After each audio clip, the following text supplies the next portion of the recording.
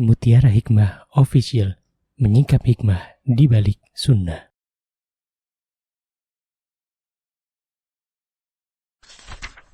Salurkan donasi terbaik Anda untuk mendukung dakwah Mutiara Hikmah Official. Mari siapkan bekal akhirat kita.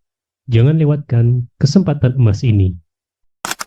Ayo kita berkontribusi dalam program pembangunan Masjid Mutiara Hikmah yang dibina langsung oleh Ustadz Hanan Yasir MA dan Ustazah Imro'atul Azizah. Raih pahala umroh setara haji dalam program Umroh I'tikaf Ramadan di tahun 2026. Perjalanan penuh makna, bimbingan penuh ilmu bersama Ustadz Hanan Yasir MA dan Ustazah Imro'atul Azizah. Tempat terbatas, daftarkan diri Anda sekarang juga. Jangan lewatkan sensasi umroh full faidah plus daurah fikih hijrah di bulan Syawal tahun 2026 bersama Ustadz Hanan Yasir MA dan Ustazah Imro'atul Azizah. Tempat terbatas, daftarkan diri Anda sekarang juga.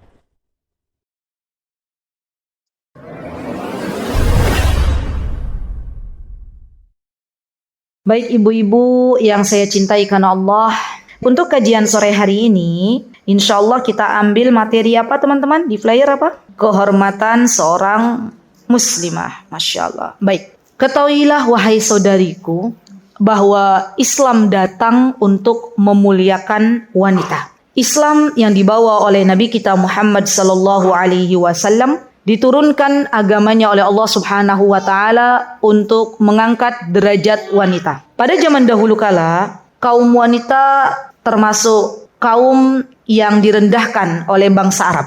Sampai hari ini, orang-orang barat juga mereka menjual para wanita untuk dijadikan iklan-iklan produknya. Dan kita tahu bahwa sesungguhnya Islam itu datang untuk memuliakan wanita-wanita muslimah. Ketika Allah Subhanahu wa taala memerintahkan Rasulullah sallallahu alaihi wasallam untuk memuliakan para kaum muslimah dengan memberikan iddah misalnya. Contohnya, seorang wanita yang ditinggal wafat oleh suaminya, dia berhak untuk menepi, menyendiri, tidak langsung dilamar oleh orang lain dalam kurun waktu 4 bulan 10 hari. Iya enggak ibu-ibu? Di dalam agama kita, agama yang mulia, seorang wanita yang berpisah dengan suaminya, maka diberikan kesempatan untuk tidak dilamar dalam waktu 3 kali sucian, jika dia masih berada dalam kondisi haid. Kalau belum haid, ya sudah dicerai oleh suaminya, atau sudah menopause tapi dicerai oleh suaminya, maka iddahnya 3 bulan, gitu kan ya? Apa sih tujuannya ibu-ibu? Tujuannya itu sebenarnya itu untuk memuliakan wanita. Zaman dulu kala, sebelum Islam ini datang, wanita kalau ditinggal wafat oleh suaminya atau dicerai oleh orang lain, maka hari keesokan harinya boleh seorang laki-laki melamarnya. Padahal kita tahu yang namanya wanita itu butuh waktu untuk move on. Yang namanya wanita itu, iya nggak sih, kalau habis ditinggal oleh suaminya itu kan butuh waktu ya, untuk apa istilahnya, untuk sejenak gitu ya, menepi dari sebuah pernikahan dulu gitu kan ya. Nah Islam itu subhanallah mengajarkan 4 bulan 10 hari, Masya Allah, agar wanita itu siap kembali untuk menikah dengan laki-laki lain. Tapi dalam agama lain atau sebelum datang Islam, aturan itu tidak ada. Maka Islam datang untuk memuliakan muslimah. Jadi ketika Allah Subhanahu wa taala memberikan kepada kita teman-teman kesempatan untuk berpegang teguh dengan agama yang mulia ini, agama Islam ini, maka kita harus syukuri benar-benar. Alhamdulillah. Alhamdulillah. Alhamdulillah Allah yang telah mengutus Nabi kita Muhammad sallallahu alaihi wasallam untuk mengajarkan apa-apa yang ada di dalam agama kita. Dan tujuan dari sebuah perintah yang Allah Subhanahu wa taala perintahkan itu diantara tujuannya adalah untuk kemaslahatan manusia itu sendiri. Dan Islam datang untuk memuliakan wanita. Dulu, zaman dulu kala ibu-ibu, yang namanya orang tawaf mengelilingi Ka'bah itu dalam keadaan tidak berbusana. Ya, mereka mengatakan bahwa sesungguhnya pakaian yang mereka kenakan sehari-hari itu tidak layak untuk dipakai tawaf. Maka Islam memuliakan seorang wanita. Allah turunkan di dalam surat Al-Ahzab bahwa seorang wanita muslimah diwajibkan untuk menutup auratnya. Dan ketika seorang wanita muslimah menutup auratnya, itu artinya Allah sedang memuliakan wanita. Ibu-ibu tahu apa hikmahnya kita itu diminta untuk berhijab? Ada yang tahu apa hikmahnya? Apa hikmahnya kita diperintahkan untuk menutup aurat dan berhijab? Menghindari gangguan. Yang pertama, yang kedua? Betul. Yang kedua adalah agar kita tahu, ya, agar orang lain tahu identitas kita itu sebagai seorang muslimah. Ya, coba ibu-ibu, kalau kita ketemu sama orang, sama wanita di jalan, ya, yang satu pakai kerudung, yang satu nggak pakai kerudung, kita lebih pede salam kepada wanita yang berkerudung atau yang nggak pakai kerudung? Hah? Yang pakai kerudung. Kenapa? Kok kita pede salam kepada wanita yang pakai kerudung? Karena kita tahu dia adalah seorang muslimah. Ya, identitasnya ada, gitu kan? Tapi kalau wanita yang nggak pakai kerudung, walaupun dia adalah seorang muslimah, kita masih ragu-ragu. Ya, ini muslimah bukan ya? Muslimah bukan. Nah, maka Allah Subhanahu wa taala menurunkan Al-Qur'an menjelaskan tentang diwajibkannya seorang muslimah untuk menutup aurat, di antara tujuannya adalah untuk dikenali identitas dirinya. Dan Allah Subhanahu wa taala, ibu-ibu, akan memberikan bonus bagi wanita-wanita yang menjaga hijabnya, yang menutup auratnya, Allah akan selamatkan dari api neraka. Masya Allah ya. Jadi keren banget loh. Kita di dunia dijaga sama Allah, ya, tidak mudah diganggu oleh kaum laki-laki. Kita di dunia dimuliakan oleh Allah Subhanahu wa taala, dan di akhirat Allah masukkan ke dalam surganya dan dijauhkan dari api neraka. Masya Allah. Dan hari ini tantangan muslimah dalam menutup aurat itu sungguh berat. Nggih mboten? Ada banyak dari kalangan muslimah yang mengaku dirinya muslimah tapi masih malu untuk mengenakan hijab yang sesuai dengan perintah Allah dan Rasulnya. Kenapa demikian? Karena yang menjadi role model muslimah pada zaman sekarang itu adalah artis-artis Korea. Ya kan? Anak-anak muda. Ya. Yang jadi role modelnya muslimah kita pada zaman sekarang itu adalah artis-artis dari barat. Ya. Dan kita tahu bahwa sesungguhnya tidak ada teladan yang baik bagi diri seorang muslimah kecuali para sahabiyah, para ummahatul mukminin. Dan kita tahu para ummahatul mukminin, para sahabiyah radhiyallahu anhunna jami'an, mereka adalah sosok-sosok yang sangat menjaga auratnya. Contohnya ibu-ibu, suatu hari Rasulullah sallallahu alaihi wasallam berjalan dengan Sofia. Ya, masih ingat kisah itu? Rasulullah berjalan dengan Sofia. Kemudian ada kasak kusuk. Tahu kasak kusuk nggak? Kasak kusuk apa bahasan? Ada sahabat yang melihat dan mereka bilang gitu. Terus kata Rasulullah, "Hei sahabatku." Maksudnya biar nggak timbul don, Rasulullah mengatakan, "Hei sahabatku, ini dia Sofia." Gitu ya. Ini nih yang saya ajak nih istriku Sofia. Ya, kata para ulama itu artinya kenapa para sahabat nggak mengenali itu siapa sosok wanita yang dibawa Rasulullah? Berarti sosok wanita ini berhijab, masya Allah. Jadi para sahabi ya ummahatul mukminin zaman dahulu kala itu benar-benar teman-teman sangat menjaga hijabnya. Kenapa? Karena mereka tahu ketika menjaga hijab artinya mereka ingin dimuliakan oleh Allah Subhanahu wa ta'ala. Dan kita tahu bahwa sesungguhnya kehormatan wanita muslimah itu terletak pada bagaimana dia menjaga hijabnya. Masya Allah. Semakin dia takut kepada Allah, maka semakin besar Allah memuliakannya. Semakin dia membuka auratnya, semakin dia membuka hijabnya, lambat laun syaitan pun akan menggodanya. Ya. Dan kita doakan teman-teman semoga Allah Subhanahu wa taala mengaruniakan untuk anak-anak kaum muslimin terutama kaum wanita, anak-anak muda zaman sekarang, semoga Allah lembutkan hatinya ya, dan semoga Allah jaga dari fitnah dunia yang ada pada zaman sekarang ini. Kalau anak-anak muda itu tantangannya begini ibu-ibu. Kalau kita orang-orang tua ini, orang-orang tua ya, senior lah ya. Kalau kita mau pakai baju sesuai dengan yang diperintahkan oleh Allah dan Rasulnya, itu nggak begitu berat. Ya, Kalau anak muda, dia pakai baju atau pakai kerudung aja, temennya itu masih pergaulan yang masih belum pakai kerudung semua. Itu kalau dia misalnya pakai kerudung yang mulai rodo besar, mesti dinyinyirin, beda sendiri, gitu ya. Dan anak-anak muda itu, masya Allah, mereka itu masih labil. Ya, hidupnya tuh masih labil, masih ndak enakan dengan teman-temannya, nanti gimana kalau ditinggal sama teman-temannya, gitu kan ya. Dan subhanallah teman-teman, zaman sekarang di antara godaan syaitan pada wanita-wanita muslimah, mereka dijerumuskan oleh syaitan ini yang pertama kali adalah membuka auratnya. Kita lihat anak-anak muda zaman sekarang, muslimah pada zaman sekarang sudah mulai mereka berani memakai kaos baju yang di atas pusar. Saya pernah lihat di Yogyakarta. Ya, dia seorang muslimah, tapi qadarullah nun sewu pusarnya diperlihatkan gitu ya.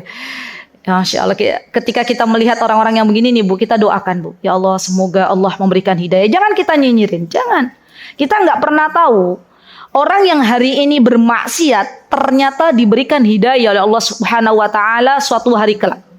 Dan kita nggak pernah tahu orang yang hari ini bermaksiat ketika Allah berikan hidayah petunjuk ternyata ibadahnya lebih kuat daripada kita. Ya, saya senantiasa mengajak teman-teman semuanya, kalau kita melihat saudara kita yang hari ini belum berjilbab, jangan dihina, jangan. Ya, jangan dinyinyirin, jangan. Didoakan. Kalau kita melihat ada saudara kita yang belum mau duduk di majlis ilmu, kita doakan. Kalau kita melihat ada saudara kita yang belum masuk Islam, kita doakan. Itulah ya hikmahnya disebut Islam rahmatan lil alamin. Dan ibu-ibu yang saya cintai, teman-teman yang saya cintai, jadi kehormatan seorang muslimah itu dinilai dari seberapa dia kuat dalam menjaga hijabnya.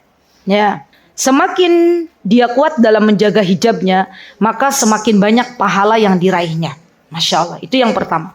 Yang kedua teman-teman, bahwa kehormatan seorang muslimah itu dinilai dari lisannya. Lisan itu apa? Anggota badan yang tidak bertulang, ya enggak? Lisan ini bisa membawa muslimah ke dalam surganya Allah dan bisa membawa petaka muslimah diseret oleh Allah Subhanahu wa taala ke dalam neraka.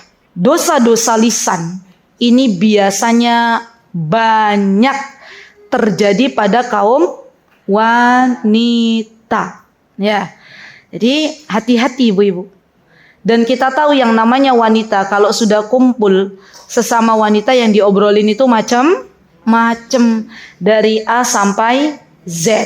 Maka semakin muslimah itu menjaga lisannya, kehormatan muslimah dijaga oleh Allah Subhanahu wa taala. Perlu ibu-ibu pada hari ini kita itu sudah mulai berpikir bahwa ternyata diamnya kita itu bukan berarti kita tidak mau bergaul. Tapi ada kalanya diamnya kita itu lebih bermanfaat daripada kita berbicara. Semakin banyak kita mengeksplor diri kita, semakin banyak kita berbicara, maka semakin banyak pula dosa yang menanti diri kita.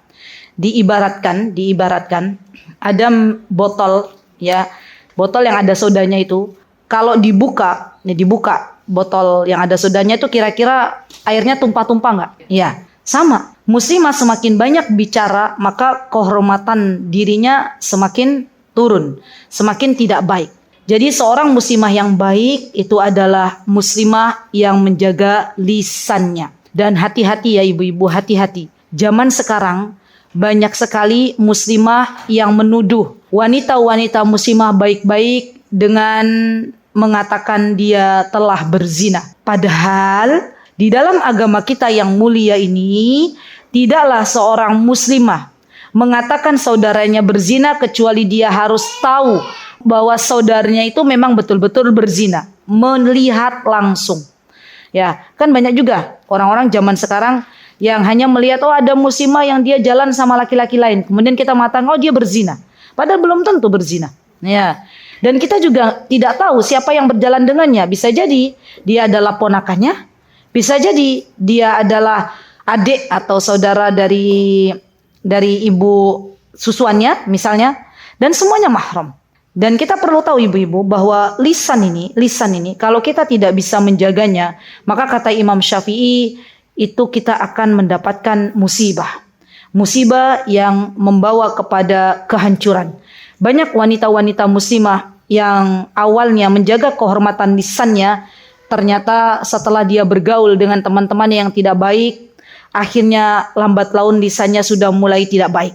Ya, memfitnah A, memfitnah B, mengadu domba A, mengadu domba B, untuk hanya sekedar mendapatkan teman-teman yang banyak.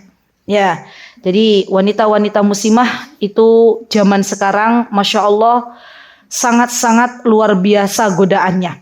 Kalau salah bergaul aja sedikit, ya maka wassalamualaikum itu. Ya, di Jogja saya pernah mengetahui ada seorang wanita muslimah yang awalnya bagus, masya Allah, agamanya bagus, masya Allah.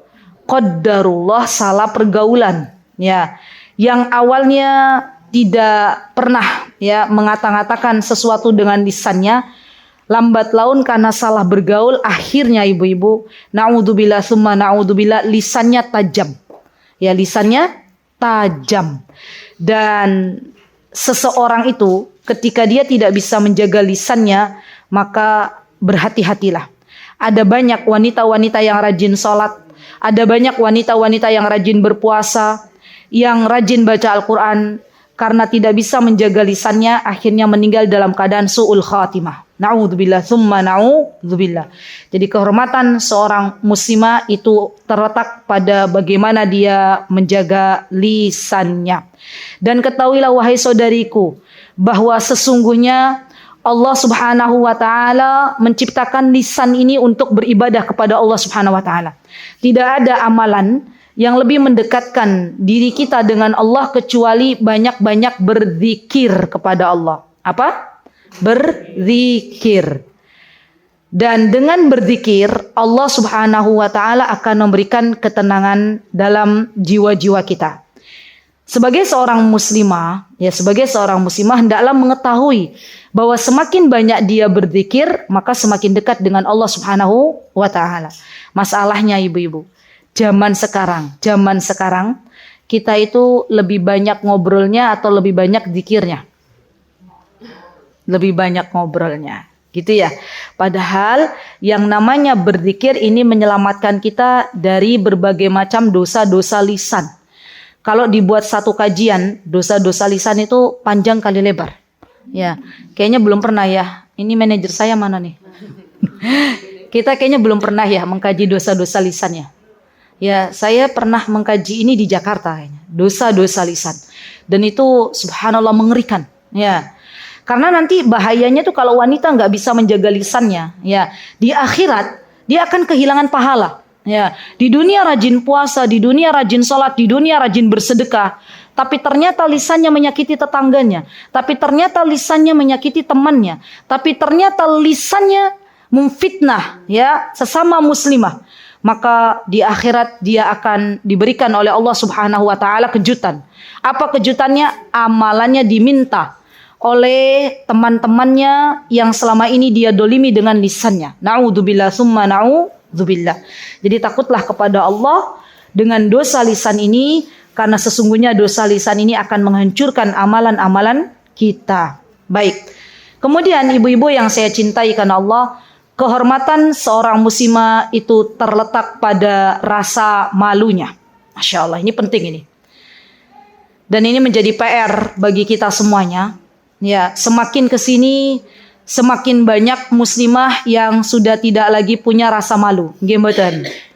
Saya tadi pagi berbincang dengan Coach Oti. Beliau berkabar kepada saya dan saya pun kaget ya. Ini insya Allah saya sampaikan untuk kebaikan kita semuanya.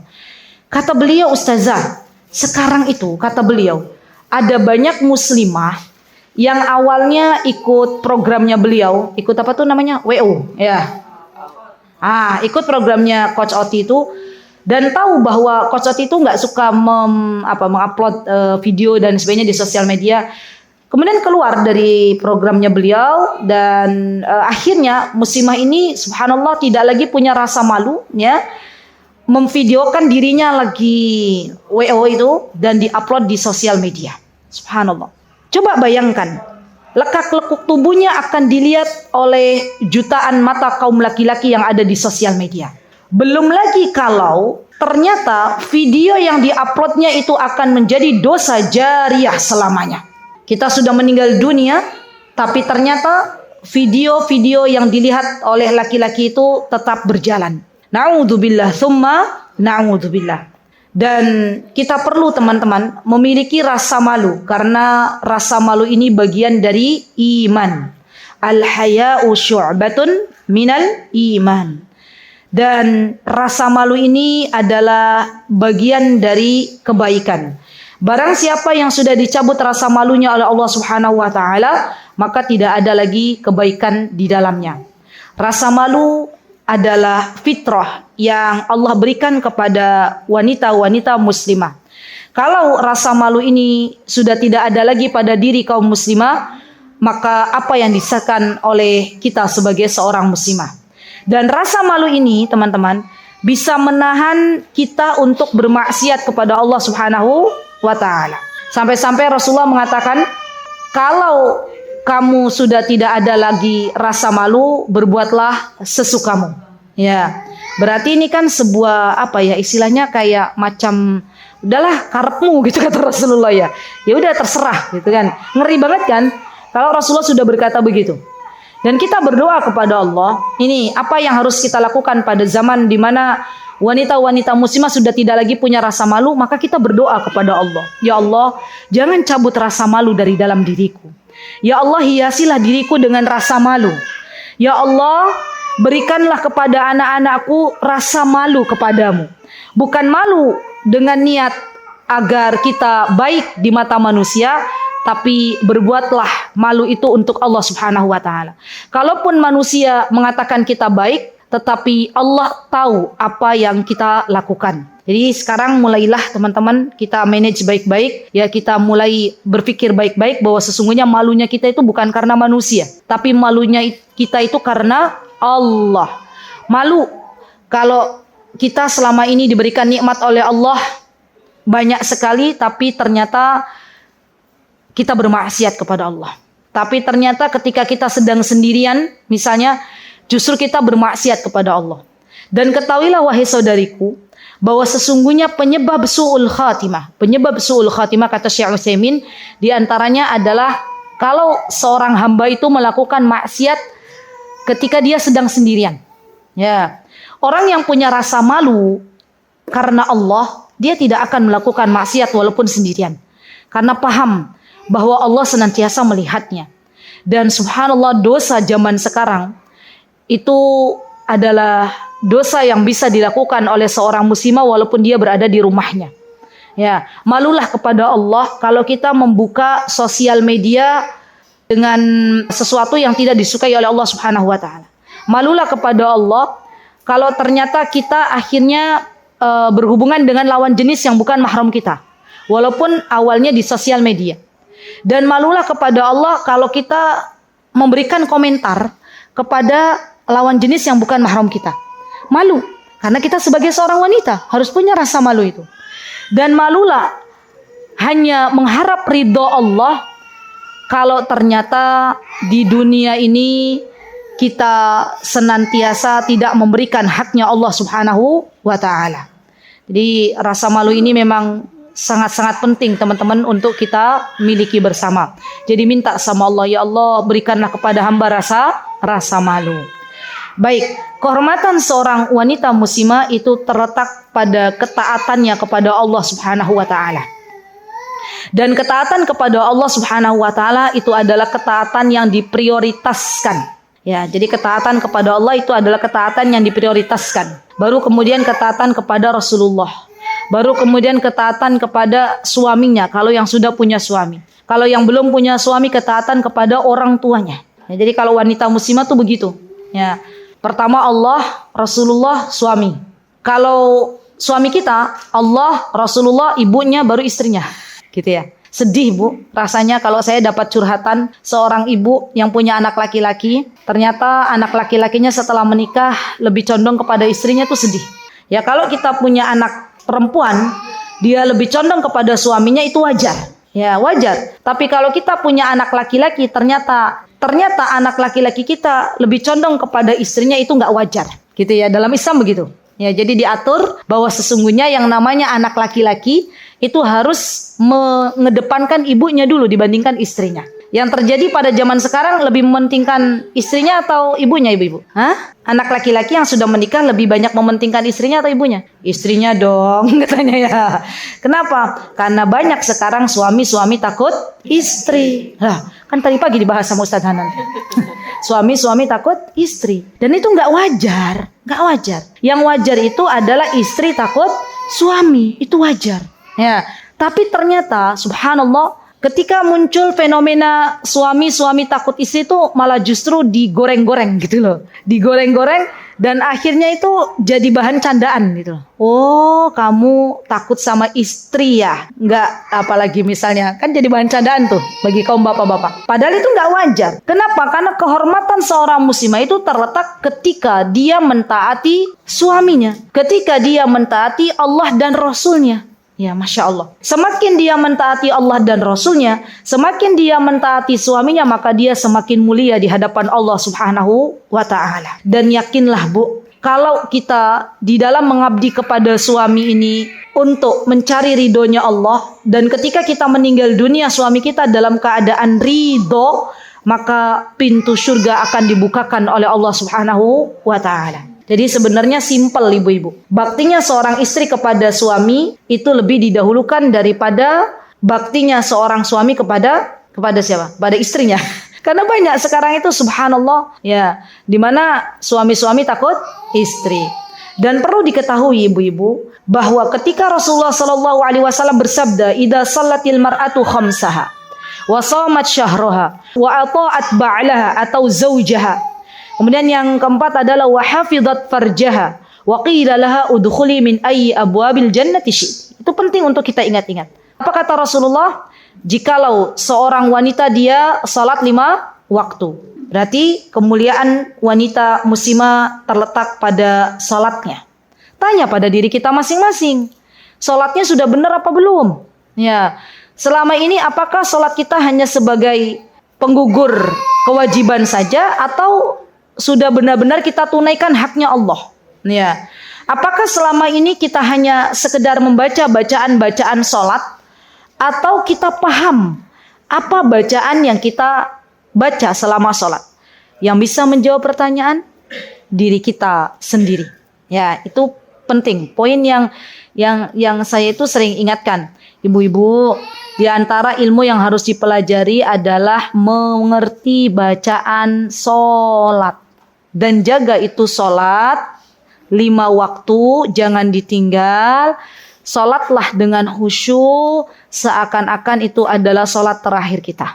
Yang kedua, puasa di bulan Ramadan. Seorang wanita muslimah, teman-teman, ketika dia menjaga puasanya di bulan Ramadan, maka wanita muslimah ini menjadi juara di hadapan Allah Subhanahu wa Ta'ala. Dan seorang wanita muslimah ketika dia mentaati suaminya wa ta'at ba'laha, dan ini paling berat ya, maka dia mulia di hadapan Allah Subhanahu wa Ta'ala. Dan seorang wanita muslimah di zaman sekarang yang dia menjaga kemaluannya, menjaga kesuciannya adalah wanita-wanita muslimah yang menjaga dirinya dan ingin dimuliakan oleh Allah Subhanahu wa Ta'ala. Jadi kehormatan wanita muslimah ini terletak pada keadaan kondisi menjaga dirinya. Dan ibu-ibu yang saya cintai karena Allah, dalam menjaga diri ini perlu kita berhati-hati ya, dalam melangkah ataupun dalam zaman sekarang itu Bu? Kan bukan hanya melangkah, bukan hanya berucap, tapi menggunakan jari jemari kita. Ya, jempol katanya ya. Kenapa? Karena dari jempol ini kadang subhanallah wanita muslimah akhirnya tidak menjaga diri. Dan ibu-ibu, saya tadi pagi di Inam, masih ingat enggak? Yang saya dicurhati jamaah, ada seorang wanita yang dia gonta-ganti suami, Bu Lina. Ya, itu enggak ada kejadian asli, ya kejadian sahih, kisah sahih, seorang wanita yang dia gonta-ganti suami karena pengen hartanya tok. Ya. Dan dia menikah sudah mau keempat kalinya. Ya, jadi suami pertama ambil hartanya sudah, gitu. Suami kedua ambil hartanya sudah. Subhanallah, ada. Ya. Berarti artinya apa? Subhanallah. Dan dia masya Allah ya, dalam modusnya ini sudah modus ini. Dalam modusnya itu bukan hanya perjaka yang diincar, tapi juga yang diincar juga adalah seorang laki-laki yang punya istri. Kalau dia punya cuan banyak, punya apa? Punya uang banyak, itu jadi incaran. Naudzubillah summa naudzubillah. Ya. Dan wanita itu subhanallah kalau sudah menggoda laki-laki itu pelan-pelan. Ya, ketika wanita ini baik, dia menjaga kehormatannya, dia menjaga dirinya, maka Allah muliakan di akhirat nanti. Bagaimana cara Allah memuliakan? Di antaranya Allah masukkan ke dalam surganya Allah dari pintu manapun yang dikehendakinya. Kira-kira kita pengen dan nanti masuk surga dari pintu manapun yang kita kehendaki? Kan pengen. Ya, makanya jaga 4 poin ini. Apa tadi poin yang pertama ibu-ibu? Sholatnya dijaga. Yang kedua? Yang ketiga? Taat sama suami. Yang keempat? Menjaga kemaluan. Yang paling berat mana? Taat sama suami. Masya Allah. PR untuk kita semuanya. Kita diciptakan sama Allah itu untuk mentaati suami kita. Jadi ibadahnya seorang istri adalah taat kepada suami. Masalahnya terkadang banyak istri-istri di zaman sekarang yang dia merasa lebih tahu dari suaminya, akhirnya memutuskan sesuatu sesuai dengan keinginannya, bukan bertanya terlebih dahulu kepada suaminya. Ya, jadi ini PR yang saya temui ya pada kehidupan wanita-wanita zaman sekarang itu, ya sudah banyak wanita-wanita muslimah yang akhirnya memutuskan sebuah persoalan tanpa rundingan dulu dengan suaminya, padahal suaminya masih ada. Ya. Dan kalau suami kita memerintahkan sesuatu ibu-ibu, maka perlu kita taati selagi suami kita tidak memerintahkan sesuatu yang bermaksiat kepada Allah dan Rasulnya. Bagi teman-teman yang Allah Subhanahu wa Ta'ala takdirkan pada hari ini sudah tidak bisa lagi mentaati suami, bukan berarti tidak baik di hadapan Allah. Semuanya baik, punya peran masing-masing.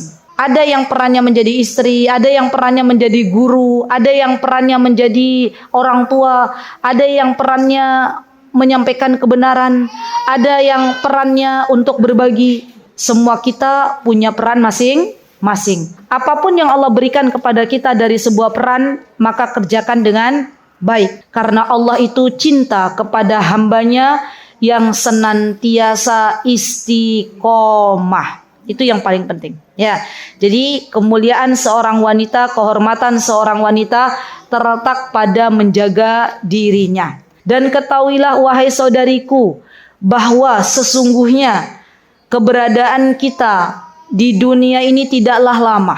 Apa? Tidaklah lama. Sampai kapan kita bersabar menjaga kesucian kita? Sampai kapan kita mentaati suami kita? Sampai kapan kita sholat 5 waktu? Dan sampai kapan kita berpuasa di bulan Ramadan? Sampai Allah wafatkan kita. Bisa jadi 5 menit lagi, bisa jadi 10 menit lagi, kita tidak pernah tahu. Bersabarlah untuk mentaati Allah, karena di dalam kehidupan ini sabar dan doa senantiasa kita terus perjuangkan. Tidak ada perjuangan yang akan menghasilkan surganya Allah Subhanahu wa Ta'ala kecuali harus dibersamai dengan sabar. Dan sabar bagian dari ibadah yang Allah cintai. Sabar. Ketika teman-teman memakai hijab, ya terasa sangat panas, sabar. Ya. Ketika hari ini misalnya teman-teman belajar, kemudian menemui ada kendala-kendala, sabar. Ya. Seseorang itu dicintai oleh Allah dengan kesabarannya. Wanita-wanita yang mulia adalah wanita-wanita yang diberikan kesabaran yang lebih oleh Allah Subhanahu wa Ta'ala. Kita ketika ingin ridhonya Allah, ketika kita ingin memasuki surganya Allah, maka kita harus bersabar dalam menghadapi dunia yang hanya sebentar ini. Percayalah, kalau kita bersabar dalam menghadapi kehidupan dunia yang sebentar ini, maka Allah akan berikan balasan surganya. Wanita-wanita solihah adalah wanita-wanita yang senantiasa bersabar atas ujian yang Allah berikan kepadanya. Wanita-wanita salihah adalah wanita-wanita yang senantiasa bersyukur dengan apa yang Allah berikan kepadanya. Tidaklah seorang wanita itu mulia di hadapan Allah kecuali wanita ini adalah wanita yang menjadikan sabar dan syukur di dalam kehidupannya. Masya Allah. Jadi terus saja begitu. Bersyukur, bersabar. Kalau kita berdoa sama Allah, Allah langsung ijabah, alhamdulillah. Kalau belum diijabah oleh Allah, kita bersabar. Gitu kan ibu-ibu ya? Berdoa lagi. Jangan langsung kita berburuk sangka kepada Allah. Jaga hati kita. Karena kemuliaan seorang wanita itu terletak ketika dia menjaga hatinya. Menjaga hubungannya dengan Allah. Dan hubungan dengan Allah itu teman-teman, bukan hanya sebatas hubungan kita ketika kita melakukan sholat saja. Tetapi hubungan dengan Allah itu juga ada kaitannya dengan hati. Kalau kita pengen menjadi mulia di hadapan Allah Subhanahu wa taala, maka perbaiki hati kita. Ya. Apa yang selama ini ada dalam hati kita? Bagaimana hubungan kita dengan Allah Subhanahu wa taala? Kehormatan seorang wanita muslimah itu terletak ketika dia menyandarkan hidupnya kepada Allah Subhanahu wa taala. Meminta pertolongan kepada Allah Subhanahu wa taala. Hatinya bertawakal kepada Allah Subhanahu wa taala. Wanita-wanita muslimah yang senantiasa menyandarkan hidupnya kepada Allah dan senantiasa bertakwa kepada Allah, maka Allah akan berikan solusi dari segala problem-problem kehidupannya. Dan penting bagi kita teman-teman untuk terus bermuhasabah, mengevaluasi hati kita sebelum kita tidur. PR. Tulis PR. Saya tadi lupa di inam itu PR ya. Di sini PR. Sebelum tidur nanti, teman-teman, yuk kita cek masing-masing hati kita. Dari pagi sampai kita mau tidur, adakah di dalam hati kita kotoran-kotoran? Misalnya, tadi pas kajian, koyo sempet-sempetnya hatiku kok suuzon misalnya ya, kepada temanku gitu ya. Tadi pas kajian ternyata misalnya ya, hati saya itu tidak baik-baik saja. Ya, itu terus. Atau ketika tadi kajian saya sempat berburuk sangka kepada Allah. Itu dirunut. Nanti kalau kita menemukan, oh ternyata saya melakukan dosa ini, astagfirullah wa atubu ilaih. Terus kita istighfar kepada Allah Subhanahu wa taala. Kenapa ibu-ibu? Karena semakin bersih hati seseorang, maka akan semakin mudah ilmu itu masuk. Ya. Semakin bersih hati seseorang, maka akan semakin mudah jalan hidayah itu masuk. Ya. Kalau hati kita kotor, nggak pernah dibersihkan, maka biasanya kita itu sulit untuk mengamalkan ilmu. Padahal kehormatan seorang wanita muslimah itu terletak ketika dia menjaga hatinya. Hati-hati dengan hati, karena hati ini adalah raja bagi tubuh kita. Jikalau kita bisa menjaga hati kita dengan baik, maka seluruh anggota badan kita baik. Jikalau kita tidak bisa menjaga hati ini dengan baik, maka seluruh anggota badan kita rusak. Bisa jadi wanita muslimah baik di mata kita, tapi belum tentu baik hatinya. Dan perlu kita syukuri bersama bahwa Allah Subhanahu wa taala masih memberikan kesempatan untuk kita bermuhasabah. Ini penting. Sebelum Allah mencabut nyawa kita. Ketika lisan ini masih diberikan kesempatan untuk beristighfar, itu artinya Allah masih menyayangi kita. Ketika lisan ini masih Allah berikan kesempatan untuk meminta maaf kepada saudaranya, berarti Allah masih menyayangi kita. Bayangkan ibu-ibu, ya kita akan tidak mau kalau kita pernah mendolimi seseorang, kita pernah suuzon kepada seseorang, kita pernah nyinyirin seseorang, tapi dalam hati kita, ya dalam hati aja, kok dia kayak gitu ya, ya kampungan misalnya, oh dia apa misalnya, ibu-ibu apa sih, gimana perempuan itu hatinya misalnya seperti apa? Lebay gitu ya. Terus apa lagi? Ada ya peserta kajian baru pertama datang masih pakai celana kulot, tapi dia pengen datang kajian, ya kerudungnya masih dilipat-lipat gitu ya. Dia datang malu-malu gitu ya. Terus kita langsung memandang, gitu ya.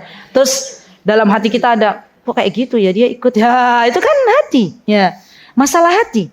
Dan itu subhanallah, kalau kita tidak meminta maaf kepada orang yang tadi kita sakiti, ya baik itu dengan mata kita, baik itu dengan hati kita, maka besok di akhirat dia akan meminta pahala kepada kita. Ya, itu kan masalah hati. Ya, tetap Allah tahu apa yang ada dalam hati kita, maka beristighfar. Ya, astagfirullah wa atubu ilaih.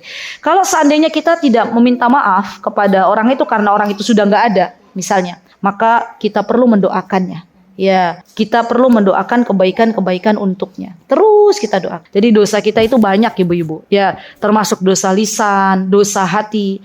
Padahal kehormatan wanita muslimah itu ada terletak ketika dia menjaga hatinya, ketika dia menjaga lisannya, ketika dia menjaga hubungannya dengan Allah, ketika dia menjaga hubungannya dengan manusia, ketika dia tidak banyak bergaul. Semakin banyak bergaul bagi seorang wanita muslimah, maka semakin tidak terjaga kemuliaannya. Semakin mempersedikit bergaul, maka Allah akan menjaga kehormatannya.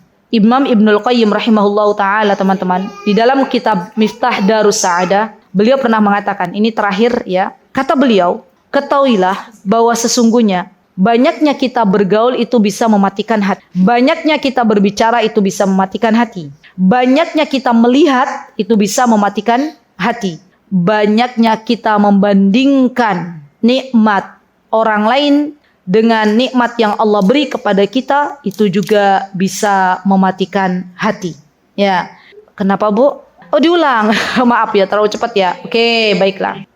Kata Imam Ibnul Qayyim dalam kitab Miftah Darus Sa'adah, beliau menyebutkan bahwa yang menyebabkan hati seseorang itu mati ada beberapa faktor. Di antaranya banyak bergaul. Ya, semakin kita banyak bergaul ibu-ibu, baik di sosial media ataupun di dunia nyata, itu semakin rumit hidupnya. Iya nggak ibu-ibu? Ya, karena yang kita jadikan patokan barometer itu apa kata teman kita, apa kata bestie kita. Ya enggak? Iya. Boleh bergaul tapi tidak terlalu banyak kita bergaul dengan manusia. Beri waktu kita dengan Allah Subhanahu wa ta'ala. Yang kedua, ibu-ibu banyak berbicara, dan ini PR untuk saya dan ibu-ibu semuanya. Ya, karena kita hobinya berbicara. Ya. Yang ketiga adalah banyak melihat.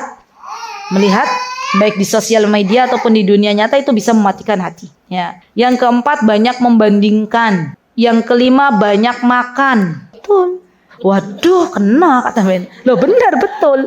Banyak makan itu bisa mematikan hati. Karena orang kalau banyak makan biasanya apa Bu? Biasanya kalau banyak makan ngantuk. Nah, ngantuk biasanya banyak makan jadi mager. Nggih, betul?